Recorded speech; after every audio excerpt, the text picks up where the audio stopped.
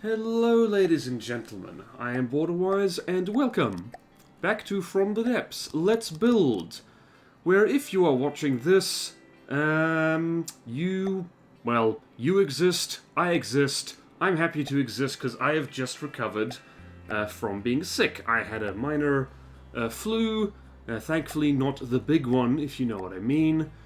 And, well, the next 3 videos are all going to be Let's Builds, because they're things I recorded when I was sick, when I couldn't really talk, and I really did not have the spare brain power to multitask. So, enjoy that. I hope that's not too bothersome if you get sick of the Let's Builds, but here we are, you gotta improvise. Your regular content will begin again shortly. So, what are we doing here? This is something that I just kind of felt like doing, because, I don't know, when you're feeling down, it helps in From the Depths in any game to just do things that you think are fun and cool. So, what is this? This is well, you've probably already guessed from the title, it is an Octuple APS turret. So it's got 8 separate APS systems, 8 meter long shells, 400 millimeters, and it's just a real beautiful party mix. And I don't usually make stuff like this because, well, as you can probably guess from the length of this video, this is an hour long and it's just one turret. So, and I don't know, like, I prefer Let's Builds to kind of be self-contained. Like, you get to see a somewhat complete craft at the end of it, and you don't even get close to that with this one. You've basically got the turret that doesn't even have a turret cap or armor on it. And I will freely admit that this is probably not my best work or the best possible APS setup. My main trick was just getting it to work at the basic level. So just get 8 guns in there with all roughly the same fire rate, all roughly same shell velocity. And by the way, you are going to see me mess with these shells a lot throughout this video. And by the end of it, spoiler warning, they actually don't have the right velocity. Well, they don't have equal velocity between all of them because, well, I was actually looking at the wrong shell stats. I was looking at the stats for a 60mm version of these rather than a 400mm with some of them. So that was a bit of a whoopsies. Keep a beady eye out for that. So why are we starting with the shells anyway? So usually with a Let's Build, what I'd want to do is get the slightly less sexy stuff out of the way off camera, so we can enjoy, I guess, the slightly more satisfying and less menu-driven spectacle of just placing lots of blocks. And yeah, so we could get on with that. But this time I thought, like, hang on, so it might be helpful or interesting to some people, hopefully at least one of those two, hopefully both, to see the full process. So generally with advanced cannons, it's helpful to design the shell first, so you know exactly what kind of dakka you want to be flinging. And so yeah, that's what we're starting with. And you might have noticed, well, there's 8 shells here. Let's see if I can remember off the top of my head what they are, because I am flitting around between them. One of them is timed flak and frag. One of them, I think, is heat frag. And then Hesh EMP, HE smoke, hollow point sabo, then AP, and then 3 AP shells, AP flak, AP HE, and AP frag. So these are kind of quite radically different shells, in particular mixing kinetic and chemical shells into the same turret. And by the way, I should mention that the reason you want these things all at the same velocity is so that they all aim properly, because if they're not all the same velocity, a few of them are going to miss, and you're going to see that firsthand towards the end of the video, where some of the shells, in particular the time shells, well, the one timed fuse shell is exploding way too early because the local weapon controller on the turret is only actually aiming for the velocity of one of the guns. And since they all have different velocities, it means a lot of them are missing horribly. So, again, bit of a whoopsie right there. In my defense, my nose was completely stuffed during this, so I was a little distracted. You will occasionally see me pause on screen just to let out one monster of a sneeze. So yeah, good thing I did not have the microphone turned on during that, because it would have been disgusting. You can probably still hear me. I've got a little bit of mucus left in me neck. Or me throat. I'm not sure why I said neck. Why the hell am I putting a supercavitation base in there? And also, I should mention that this is... It's not quite a week later. It's like... Well, it's about 6 days later that I'm recording this commentary after recording this footage, so I think I would have completely forgotten a lot of what was going through my brain at this time. So if I do something that doesn't make sense on screen, trust me, it is just as much a mystery to me as it is to you, and that's cool. So yeah, a lot of this mucking around with the shell is just to, and mucking around with the propellant amount is to get them to have the same velocity, which does admittedly make the kinetic shells a little bit less effective and kind of inefficient for their material costs. So I don't actually recommend this. Like, to be perfectly honest with you, any amount of firing pieces on a turret that's more than 4 is getting into kind of inefficient territory, because this is a cube-based game, and like 4 is a magic number repeatedly throughout it. And I should also mention that one of the reasons I felt inspired to do this is because, and I hate teasing people with this, I'm finally getting to a point where I can do a second updated APS Tetris tutorial, and during the things I kind of, well, discovered and was kind of teaching myself during that time, I wanted to put into practice here. Because I don't think I've ever made an octuple turret before, and so, well, this is, well, the testing of that. Or at least I don't think I've made an octuple turret before. Certainly not one like this, that has actually got some futile attempt at efficiency in it, which is not entirely going to work. I think right there I was doing a massive sneeze, because you can see this big pause as I'm, like, you know, cleaning my room from the devastating wind that issued from my plague-ridden nostrils. Too much information, BorderWise. No one came here to hear that. And so, yeah, you probably spotted from the name of this fortress that, yeah, this is going to be mounted on a canoe, because I'm in a stage of indulging my canoe addiction at the moment, and I hope to use this in one of the live streams I'm doing in conquering Nita on an easier difficulty level using wooden canoes, and that'll be really fun to just have a giant mega canoe swimming around and absolutely blasting everything to bits. And also, one of the things I really wanted to try out, and ooh, look at that, reinforced wood. That's why I'm using reinforced wood for the turret armor, by the way, is because the rest of the vessel is going to be using reinforced wood as well, because it is actually quite lovely stuff. It is, it's not the most efficient armoring material, and, like, again, I've done slightly too many armor tutorials for my sanity and from the depths. Like, go look that up if you haven't, because I worked not to float my own boat or toot my own horn or rustle my own jimmies.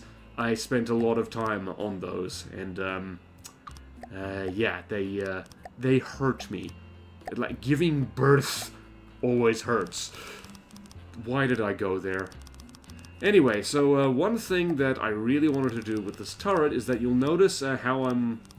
firstly, lots of coolers with guns like this. 8-meter shells that are firstly high gauge and also that long, and are so gunpowder heavy, they need a lot of cooling. So this amount of cooling isn't actually overkill. I need to add a lot more of it later. But you'll notice that with these loaders, there's a 1-meter gap below and above them. Well, of course, they're above them, but below them as well. And the reason for that is that I want to finally get in the habit of using ejectors whenever possible, because when I was making me Fortress for demonstrating APS Tetris, and I remember just in time that ejectors are something I should talk about because I always forget they exist. For some reason, I just have a blank spot in my mind when it comes to ammo ejectors.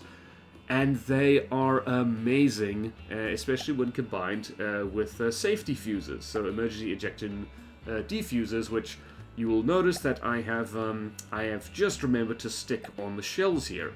And in fact, I do a little bit of testing just well, in this video, that I felt... I don't know why I decided to do it on camera, because I could have easily paused the recording and just tested it and then carried on, but I just didn't for whatever reason. I guess because pausing the recording is slightly more work than just keeping it going, and also it's a handy visual demonstration of the fact that that emergency ejection defuse, you kind of need it on... well, it works with all shells, because, hilarious as it sounds, gunpowder is explosive, so all the gunpowder casings you see on these shells, if the autoloader or the clip magazine is destroyed, it goes kablooey. So yeah, so you see me doing all this, just sticking emergency ejection diffusers all over the place. I'm just going to call it the safety fuse because that's shorter and easier. I'm not sure if that was a sneeze pause or a think pause I just did there. Maybe, like, can anyone really think of anything while they're sneezing? Because generally I think the only thing that's going through my head when I have a sneeze is wachoo. Or as I, like, actually sneeze, like, wachoo! Like, really obnoxiously loud. Sometimes I wish I could sneeze, you know, quietly and demurely. And people could be like, oh, that is an adorable sneeze for such a giant of a man such as you. I'm not actually that giant. I'm 6 feet tall, roughly, but, you know, like, oh boy, there are bigger boys than me, let me tell you what. I walk around sometimes on the street and I see the high school kids. And they're huge, they're all big, and I wonder, what are you young people eating? What is going on here? Because you're all taller than me, you're all bigger than me, you all look so big and grand and healthy, and I just feel like a skinny old man. What is happening? And this is probably confirmation bias, because I don't generally notice children that are smaller than me, because why would I? That's, you know, what I expect is normal. There's psychology in there. Maybe I need help. But in any case, what were we talking about? Oh yeah, the safety fuses thing. So, yeah, this is more just futzing around in the menu. This is why, like I mentioned before, I don't usually show this stage of building in a Let's Play, because I know some people really do get their jollies by just looking at menus and seeing exactly what numbers people use. I get a sense that most people are actually here to see explosions, you know, just a random thought. I do notice that sticking some kind of explosion in the thumbnails of videos, I suspect that gets them more views more quickly, because, you know, everyone likes stuff blowing up, unless the thing blowing up is something you value, like your house, or, you know, that went to a dark place really fast, and I apologize. So yeah, there's... oh boy, we are messing with propellant right there. And you'll see I muck around with base bleeders and stuff like that, trying to get the freaking shell to do the velocity that I want it to. And yeah, you will see very clearly that some shells... I'll see if I can spot it again later, but for now, we are doing a little bit of science. And that science is wonderful and good. And the science is, well, just testing that if you need emergency ejection defusers with whatchamacallit, with just pure kinetic shells. Spoiler alert, you do, because they go kablooey if you don't. I do like that word kablooey, so we're testing it with the hollow point head, because that is actually the only pure kinetic shell in here. I'm not sure why I'm putting so many inputs. I don't really need to, but, well, actually, yeah, so I get full, like, so these things are actually full, and you'll notice it goes blam. It goes absolutely kablooey kablooey, and so, yeah, that hurts. That is a painful. So, add the emergency ejection defuse, and, blah, blah, blah, da, da, da, da, da. Wow, my brain just went blank right there for a moment. I am pausing a lot. I think I'm pausing to breathe. Because, you know, blocked nose, that's no fun. Excuse me. I have both a bottle of water and a Diet Coca-Cola, not sponsored, honest, And yeah, just so my throat doesn't get too like dry and phlegmy during the wars. And right there you see the magic of properly ejected shells, because the emergency ejection defuse, it just essentially makes the shell vanish. It goes away to the nether realm, where it can no longer bother you or anybody else, and that's fantastic. And I will drink to that. Ah, yum. So yeah, that's this is, I guess, a case of a Let's Build where I learned something during it. And this is just more trying to figure out how to get these damn things to all have the same velocity, which is, it is a pain in the tush. And this video perhaps could have been about, how long have we been going? About 60 minutes? Yeah, it could have been about 60 minutes shorter, but for some reason I wanted to show it. And so here we are, you're seeing it, you have no excuse not to learn from my silliness now. And go forth and make shells, I guess. Make seashells on the seashore. She sells seashells on the seashore. Seashells, I hate tongue twisters. I'm really terrible at them. How are people good at tongue twisters, actually? Is it a mental thing, or is it just that their lips and tongue do the movement good? Please don't take that one out of context. There's only room for one head in the gutter, and I got here first. That's how I got sick, because the gutter is filthy and disgusting, and filled with disease. Don't stick your head down there. As fun as it is. So yeah, APS shells is just... yeah, just... well, what can we talk about in there? Like, oh yeah, so that shell right there, you'll see I'm mucking around with it, trying to get the right muzzle velocity, and you'll see up on the top right corner that we're currently previewing the 60mm version of this, which means I am not getting the correct velocity for this at all. Like, this thing, I think, ends up being either too far, I think it ends up being too fast, because... yeah, yeah, I don't know. Like, I have to read... I actually fixed all these shells to get them the right velocity after I stopped recording, because I was like, okay, I've gotten to a point I can record. And then the split second after I stopped recording, I was like, hang on, wait a minute. Something's not right here. And then I went and actually checked the shells again. And with that peculiar clarity of mind, which only occurs when you're not being watched, and when you're not on camera, and when you're not recording... I realized what was wrong. Hence, why building is a lot faster when you're not recording, and when you're not doing, when you're not split between, you know, building a thing, trying not to sneeze all over your keyboard, and also watching the timer right next to you, so you don't go and do a 2-hour Let's Build and constantly change your mind, etc., etc. So, here you see me being a smarty pants for once in my life, and sticking ejectors down there. And later I test this... yeah, later I do test this just to make sure that on the turret it works as well as it did off the turret. There's no reason to suspect why it wouldn't, but I always just try to be safe. Well, I sometimes try to be safe. Not always. Sometimes I don't. And here is where I finally use my big brain to prefab just that one setup and just prefab it everywhere. So this turret, as you can probably guess, is going to have rotational symmetry, so it's kind of going to be rotating around the central axis.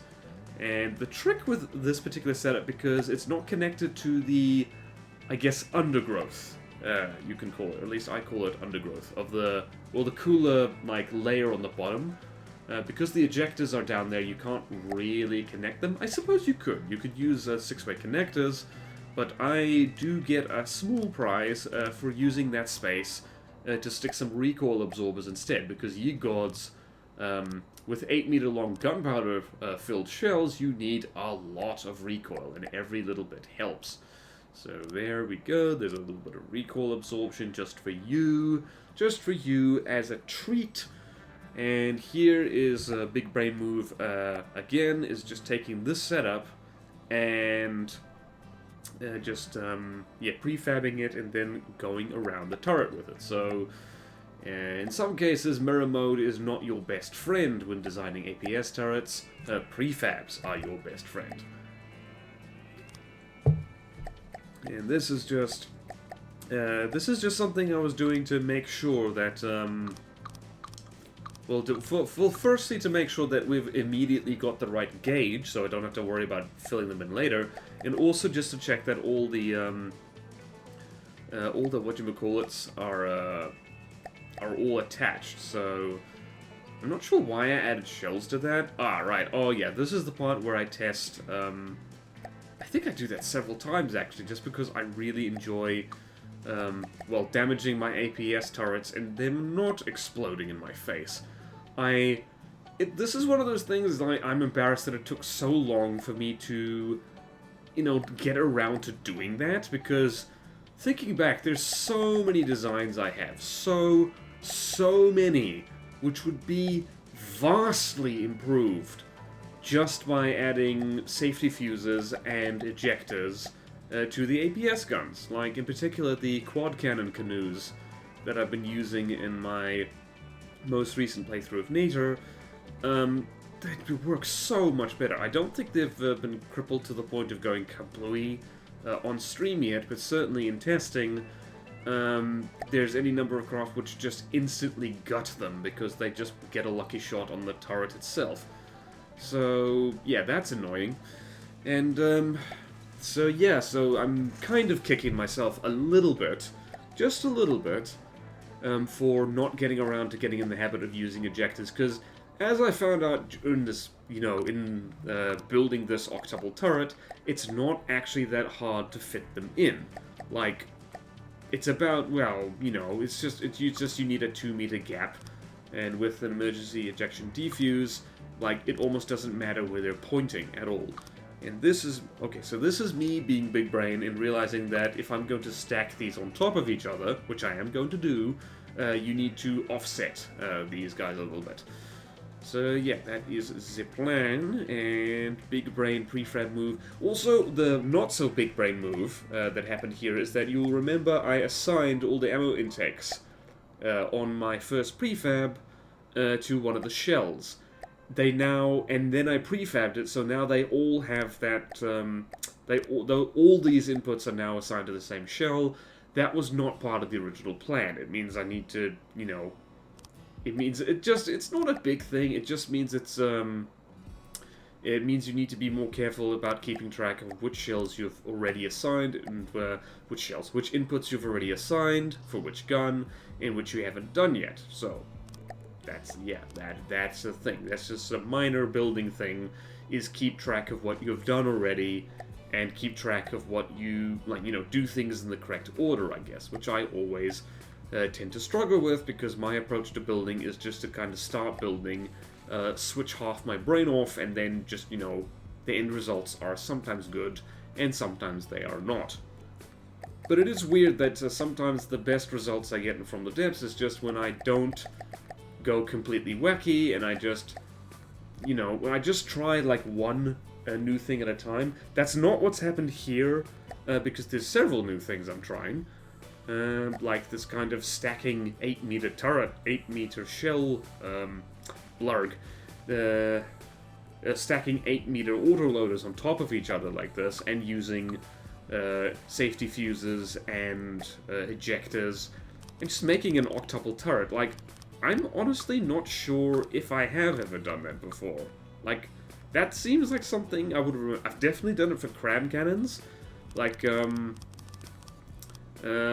is, like, the super crap and cramped Tetris that I have shown off on this channel before. I'm gonna have to link a lot of videos in the description of this, aren't I? Well done, BorderWise. Good job plugging yourself even more. Thank you, BorderWise. I'm trying to be better at marketing. BorderWise, one of the important things about marketing is that when people know what you're doing marketing-wise, it immediately stops working. Thank you for telling me that, BorderWise. I didn't know. I will take that in mind. What? Take that in mind? Well, Oh boy, we're not even halfway into this recording and I'm already figuring how to speak. So yeah, local web controller, how do? Well, how do indeed. So this is an interesting thing right here. Oh, you'll notice, yeah, so it's a little bit tricky to stick, because this is a habit of mine, and it by no means is the only way to do it. I always like to stick with the local weapon controller on the turret itself, just with every single turret I build. And I think it just makes it convenient, because it means you don't have to futz with the hull around it. And it means that the hull, you know, it's just all self-contained and pretty. And it means it's one less layer above or below the thing that you need. And it also means you can armor the underside of the turret a little bit better. Well, not necessarily, but yeah. It means the whole underside of the thing is a little bit better. When my turrets get popped, I think it usually happens once... it usually happens from either above or from the sides, which I guess, well, I guess when turrets get popped, both, well, in real life and historical terms, and just generally for ships and from the depths, ships, craft in general, it does tend to happen that way anyway, but I am always paranoid about my turrets getting popped from the bottom, like from torpedoes or lucky APS shells and stuff like that, and so having an armored bottom is quite pragmatic, I think. I don't think my turrets usually get popped from underneath, which is quite handy, because it means that the side armor and deck armor can do its job.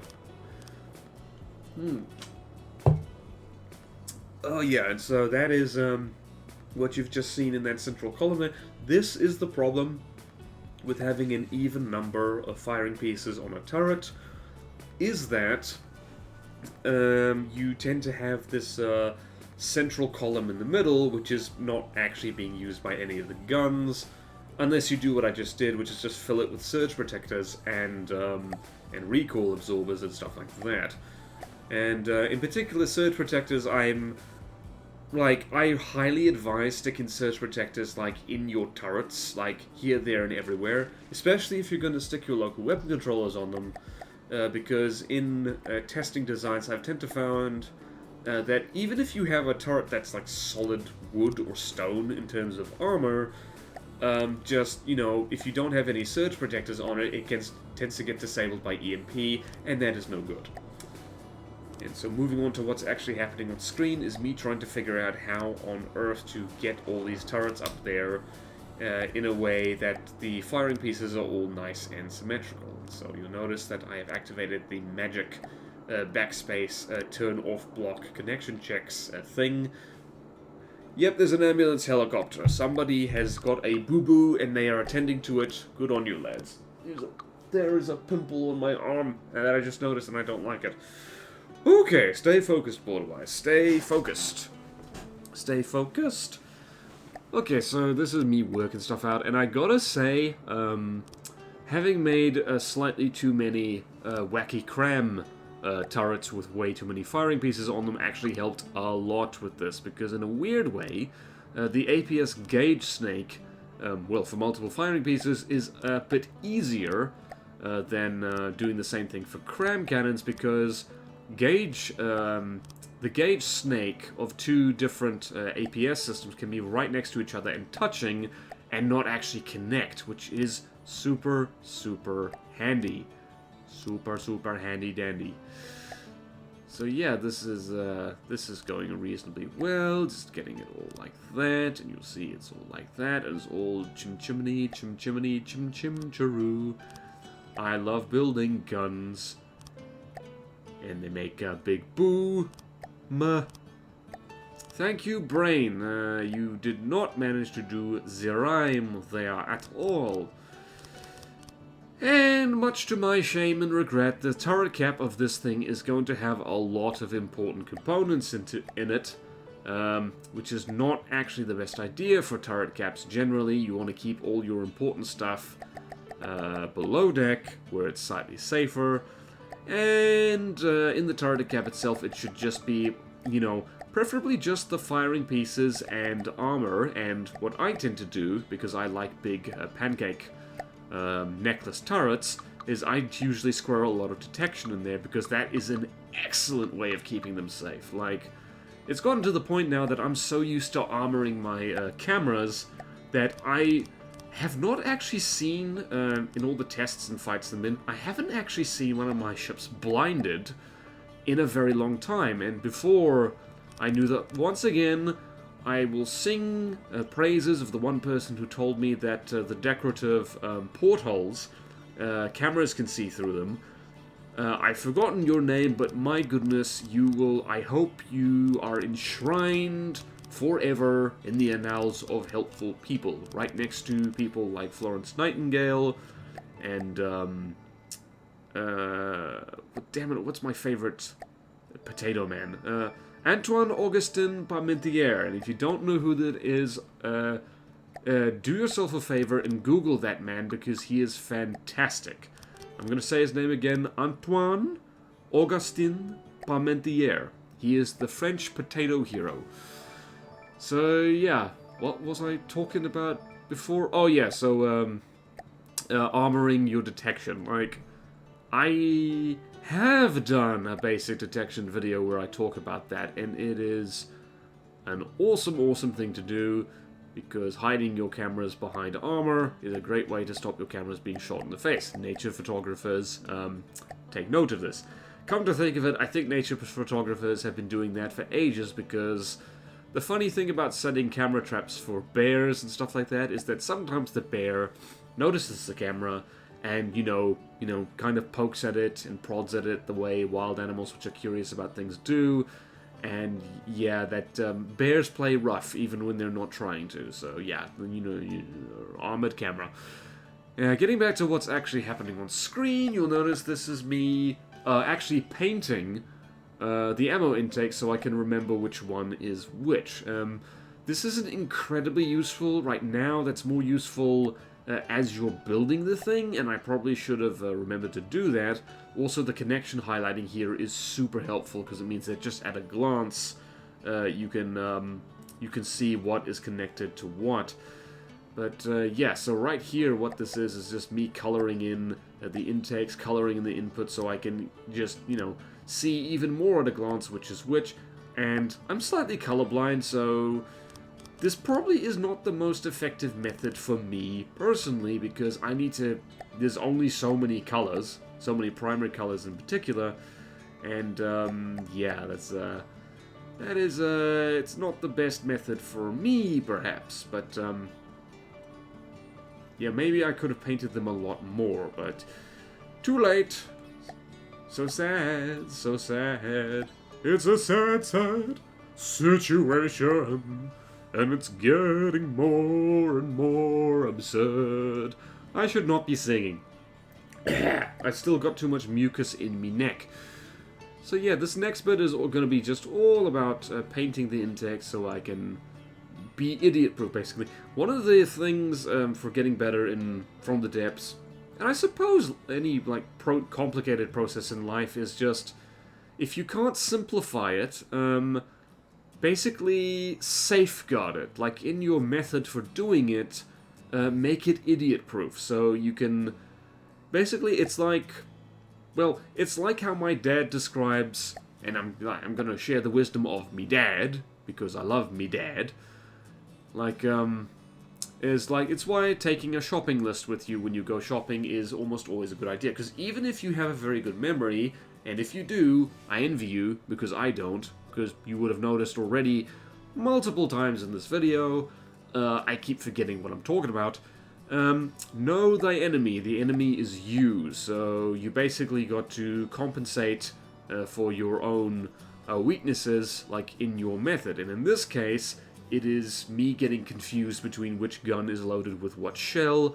So color coding. That's why in office work and stuff like that, like those insufferable ads I keep seeing from Monday.com and Grammarly and just, Trello and stuff like that. The stuff that I will never use, so YouTube, please stop sending me the ads for that. You can't hear me, but I feel like saying it anyway. So anyway, so yeah, that's why they always have bright colors and stuff like that, because, you know, if it's just black and white, people actually can't get anything done. It doesn't stand out, it doesn't work very well, because primitive monkey brain want color. Not sure why I made a chimpanzee noise. It's because monkey noises are really shrill and obnoxious. Not saying that the chimp noise I just made was not obnoxious. It probably was, but like monkey noises, oh boy. If you've ever heard, I actually met someone. This is just a random tangent. I met someone who actually worked in wildlife conservation in South America, and they worked with howler monkeys. You don't ever want to work with howler monkeys because they are the loudest primate, and not only are they the loudest primate, they are the loudest land animal on planet. How loud are they? Well, that roar or howl that they do, they are as loud as jet engines. So if you are at ground zero of a howler monkey howling, you can be left with permanent hearing damage. So they're actually dangerous to work with, simply because if they decide to do the heavy metal death roar that they sound like, it really does sound like that. Like, I can't do a perfect impersonation, obviously, because A, I just can't, and B, even if I could, I don't want to blow your ears out or blow my mic out. It's like, but like 10 zillion times louder. And actually, the mucus in my neck actually helped with that. Thank you, past illness.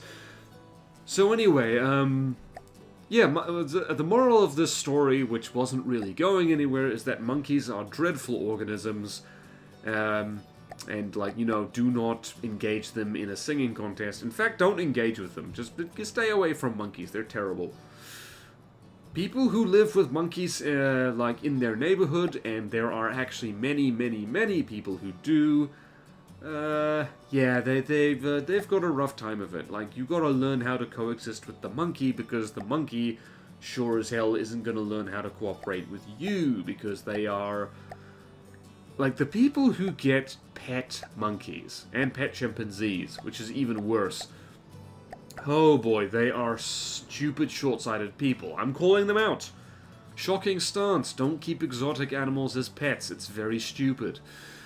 Because, yeah, basically, your average capuchin monkey, for instance, what you've got is an animal that has the intellect of a 2-year-old human child, but it stays at that intellect its whole life. It has super strength and speed, and razor-sharp teeth, and it can live up to, like, 40 years. So, that's a huge commitment, and they're basically psycho, hairy, razor-face baby. So, they're dreadful, and anyone who keeps, like... Well, it's like any exotic pet, like I said, but especially primates as pets. If any of you are watching this, like... Sorry to be mean, but you are an idiot. Those animals do not belong in captivity in that way. Like, they barely belong in captivity at all, really, because they are smart enough to know when their freedom is being restricted, and understandably, they generally do not like it. Yeah, fun fact, if you're at the zoo, do not annoy any of the great apes, like the chimpanzees, the orangutans, gorillas, or stuff like that, because they will throw things at you. It is well documented. They will get miffed, they will throw stuff, and if you're lucky, it'll just be rocks, and if you're unlucky, it will be poop. So yeah, and they throw as it turns out, like, human beings are much better at throwing, but our closest cousins, they're not too shabby at it either, and they are a lot stronger than a human being, which means they throw hard. Which means that turd that they're gonna fling at you, it's not just gonna be disgusting, it is probably going to hurt as well. High velocity turds. How did we get onto this topic of conversation? It came from primitive monkey brain and colors. So yeah, I'm a real smorgasbord, rainbow of fruit colors that we're decorating these intakes with. Whoo boy, how did we get here? We got here through magic, clearly. So, what else can we say about this big giant gun? Is like, yes, there's going to be test firing of it, of course. Like, if future me has any brains whatsoever, they would have put some kind of explosion in the thumbnail, or at the very least muzzle flash, which is technically an explosion, I guess. Yay. Are you discussing marketing with the audience again, BorderWise? No, BorderWise, I would never do that. That's a crazy, stupid idea. Why would I ever do that? Well, BorderWise, like, sometimes stream of consciousness, talking all by yourself in your room at the microphone, watching past you get on with it. Sometimes things fall out of your mouth that is a little bit stupid and or weird. Like you just talked about high-velocity monkey poo just, a little while ago. What were you thinking? Well, I thought it was interesting, BorderWise. Like, I thought it was interesting. Also, fun fact, speaking of primitive monkey brain, I literally just looked at the APS barrels, saw they were different velocities, and thought nothing of it. I don't know why I thought that. I thought maybe the way it's calculated, it's only when it's at its appropriate barrel length. That's not how it works, my friend, my buddy, my pal. Yeah, that's really not how it works at all. So, you'll see here, I'm just mucking around with, this is the point where you gotta remember that recoil and cooling is something that needs to be balanced a lot. And in this particular case, I'm gonna really need to go ham on both of those things, and this turret cap ends up having a lot of coolers above deck, which is less than ideal. Especially since, like, well, I think autoloaders actually have more armor, and I've got ejectors on them anyway. So, what are you even doing, BorderWise? What are you even doing? You just trying to make it work. And, yeah, probably just trying to make it work. And this is me figuring out, how the hell do I get enough recoil absorbers on here? Because this is kind of, again, the problem with multi-barrel turrets, is because if you want to get them all nice and even, you gotta do stuff. In this particular case, I'm like, I could do this, but screw it. I need to keep these guys consistent. So yeah, like, probably that wouldn't have been too bad an idea. Just get all the recoil for those turrets on the sides done, and then deal with them one at a time. But, nah, apparently not. Oh no. Oh no. It must be nap time. But it's not. It can't be nap time. So yeah, what is going on here? What is going on here is me trying to get the unfortunate symbolism recoil ring that I have prefabbed to work with this particular setup, and immediately apparent it doesn't. Thank goodness. Yeah, so basically all I end up doing is really extending this cooling system and just jamming as much recoil absorbent into it as I humanly can. And which means that the turret cap for this thing is going to be massive and is going to need a lot of armor on it because it's going to be a big, fat, squishy target. Which is less than ideal. Less than ideal, I say. Yeah, you can see me hesitate at various points during the building of this because, past me is got flu on the brain, doesn't brain very well. Not that I brain well when I'm fit and healthy, but really now, like things can always get worse when it comes to the brain stuff. And this is me realizing, dude, you've got space, dude. How about you? How about you? How about you do things properly?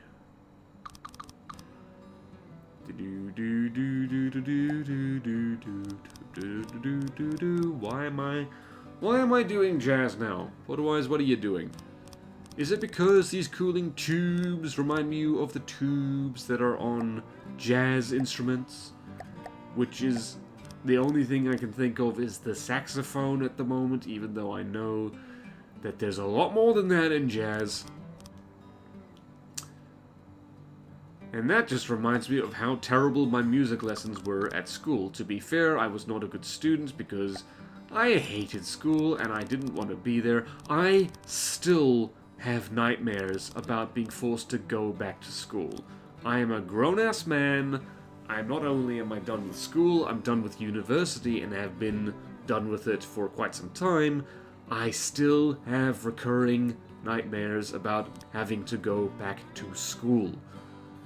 Which is a common thing. Well, that particular incarnation of it isn't particularly common. Most people have some variant of the exam nightmares, like you're late for the exam, or you're in the exam, or something like that. My dad, who I'm once again, hey, if you're playing bingo, let's build bingo with BorderWise. Cross off the square that says mentions dad. My dad has a recurring nightmare of just trying to find the exam room. It's from his university days, of just like, he's looking for the exam room. It's somewhere on campus, but where is it? Like, where? Oh yeah, Big Brain Me does prefab now. But yeah, so recurring nightmare is just like, where is it? Where is it? And it's like, he's asking other people and no one knows where it is. And it's like, and that's no help because, you gotta get there, you gotta get there. So thankfully I don't have... What are you doing using the 6-way connectors, BorderWise? That's not going to work. I think, yeah, you just end up making giant-ass turret cap. Maybe I have... It's the funny thing. Speaking of dreams and nightmares and stuff like that, this is the point where the game kind of... does that thing where it just kind of dumps the spare data and makes me crap my pants in fear. And the reason I'm adding gauge increases right here is because I've hit the cooling limit for the gun, and gauge increases are cheaper, and I can't use 6-way connectors because they connect too well. Sad, sad, sad. But, yeah, where was I? Oh, yes, so speaking of dreams, I have, at various points in my life, because I've been playing video games for a long time, occasionally played games so obsessively that I end up dreaming about them, which is usually a very good time. That is a good time to... That is a good sign that you should take a break, because like it means the game has kind of taken over your life and brain a little bit. But weirdly enough, I have pretty much never had any kind of From the Depths dream, at the very least that I remember, because I just haven't. For some reason, this is not a game I end up dreaming about. Which is probably a good thing, because, I play from the game. I play from the game a lot. It is a depths I spend a lot of time on. How's that for deliberate spoonerism? But, is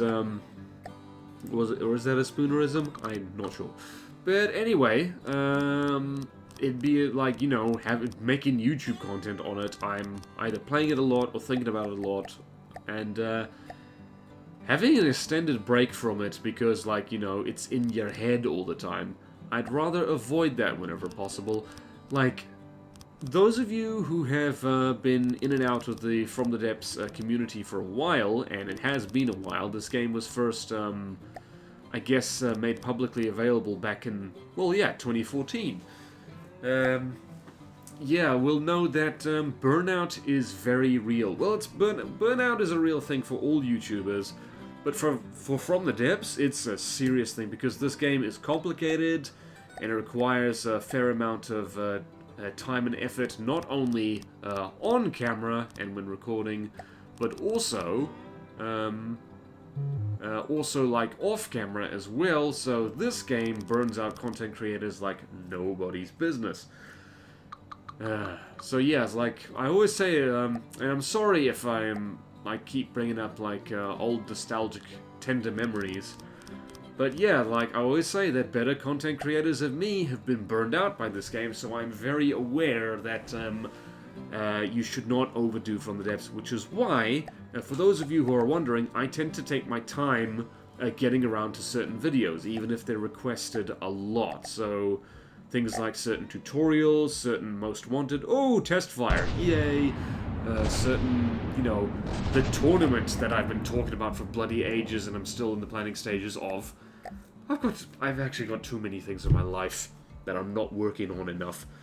if nothing else because I'm the only one who, like, who's physically present in my life, who, you know, cares enough about them. I don't have a manager telling me to hurry up. But yeah, where was I going with this? Yeah, so the burnout, that is why when I do From the Depths content, I tend to go with what I feel like. Because the split second you feel obligated to do something, immediately it gets less fun. And when it's less fun, I tend to find that that is actually a pretty good looking turret. Like, it remains to be seen whether it's still good looking when I slap a turret cap on it, but, you know, it looks pretty good, yay? It looks pretty good. But yeah, and this is the point where I still haven't realized that they will have different velocities. I straight up missed that. It hovered over the freaking firing piece and I didn't see it. Oh boy, past me. But in any case, so yeah, that's why it is to counter the burnout, which is why I do the From the Depths videos that I feel like doing in that moment. Which is like when I was sick, I just recorded a bunch of Let's Builds to comment over later when I was feeling healthier, because it's like, yeah, dude, you're not going to be able to manage anything else right now. So yeah, that's also why, yeah, it's like, it's the best example is steam engines. I knew how they work, kind of, but I can't explain them for peanuts, which is why I've had like 3 different attempts at recording a basic steam engine tutorial, and I've had a lot of good advice from people who know their steam engines, and I just can't do it. I start, and then at like about 10-20 minutes in, I throw up my hands and say, I'm a fraud. I'm not qualified to talk about this stuff. So yeah, that's why it hasn't happened yet, even though I've even built like a demonstration fortress for steam engines and stuff like that.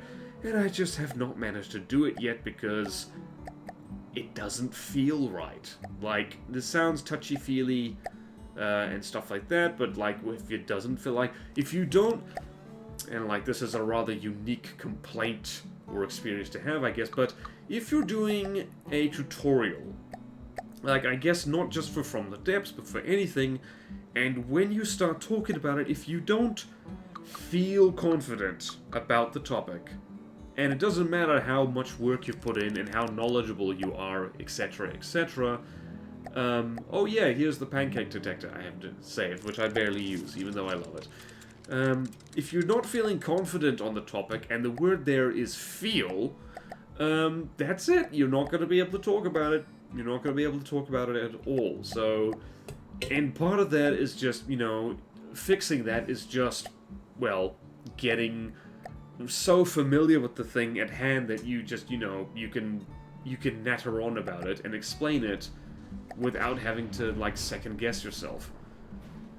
And what are we shooting at right here? Ah, so our first test subject is the tier, and the reason we're using the tier is because it has a LAM system, quite a strong one, and I want to see how well these shells get through a LAMs, because you never know.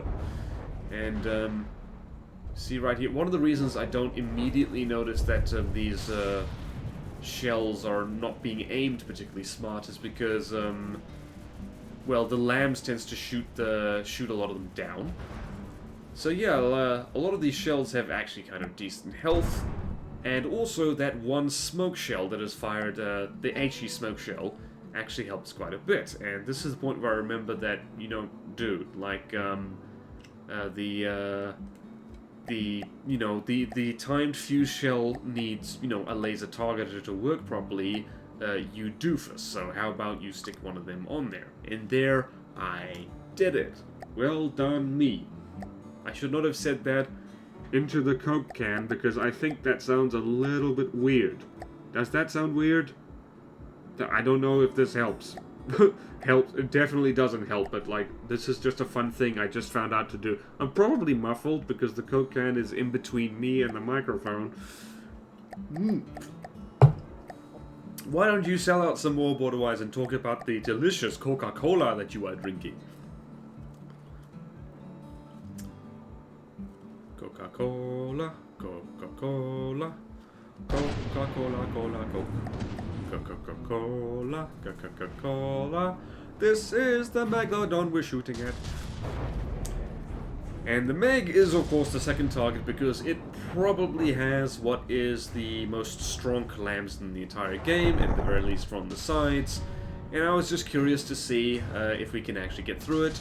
And the answer is no, we can't, not from the side. Its lambs is too strong, and giant APS shells don't tend to be well, they're not hard countered by lambs, but lambs are a very good counter against them because, well, shields, let's face it, I still hate the shields in From the Depths.